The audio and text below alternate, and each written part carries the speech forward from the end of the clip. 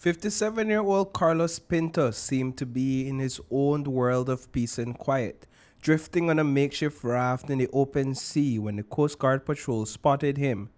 With a hat and shades to shield himself from the sun, Pinto had 2 buckets and 2 bags packed with food rations and his personal belongings. The Coast Guard was responding to a call from the Port Authority after a passerby saw Pinto from afar. Within just 25 minutes of that call, they found him. This was in the Bluefield Range area, some 17 miles south of Belize City, which we found very strange. Fortunately, we had a patrol in the area that deployed from Southern Link. The patrol went to that area, found a gentleman that was drifting, but then we brought him in towards Belize City. Our medics here at the headquarters at Belize City checked him out, did some vitals. We found him to be in fairly good health. They checked his pressure. His pressure was a bit high. We had difficulties identifying who the individual was. Rear Admiral Elton Bennett mentioned that Pinto seemed quite disoriented while being questioned. The Belize Coast Guard turned to Facebook for help, and it worked. Pinto's family recognized him from the post. We caught up with his daughter, who shared that the family had been searching for him for 3 weeks. They eventually found out he was working as a security on an island. Without a cell phone, staying in touch was tough. I know that the young man that employed him at the time that he was working or watching the island for him, he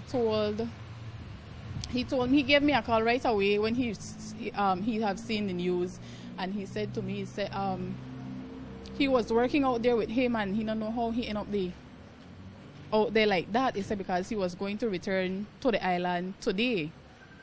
And with that, he said he don't know, he has everything out there, and he goes out there every 3 to 4 days. So I guess my dad at the point was just tired of being out there, so he's decided to pack up his things and came home with that. I guess he was tired of waiting on the boss to bring him in, so he just decided to pick up himself and left. But I guess that it's like any other person, if you're out and you're saying, okay, by any means I will get home, that was his decision in doing what he did. Pinto's daughter shared that her father was fed up with the island life and just wanted to come home. Without a boat, he gathered all his belongings, hopped on a makeshift raft, and started drifting towards the coast. It's hard to say exactly how long he was at sea or how far he drifted, but he was definitely far from home, lost in the open waters. We find this to be a very strange case. We've never seen something like this with one person drifting out at sea like that. We're very happy that we're able to locate him and rescue him before night set in. We don't know what would have been the unfortunate situation that he would have encountered throughout the night out there by himself drifting around. We're just happy that we're able to find him. He seemed quite contented on board that little raft that he was on drifting out at sea. Pinto's daughter assured us that he's mentally sharp. When he was found, he was severely dehydrated and had high blood pressure.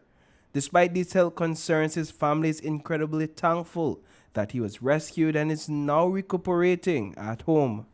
I was amazed because how my dad was on that, and then nothing happened to him at the time, because that is something small, and then he had 2 buckets with him and those 2 bags, and with the wind and sea rough sometimes, how knock off it or something like that, it could have been worse. I am most appreciative of the Coast Guard for the fact that they never say, because I heard that he was given a little bit of trouble to be assisted, but I guess they worked along with him and tried to bring him in at the moment. So I am very, very much appreciative. Reporting for News 5, I am Paul Lopez.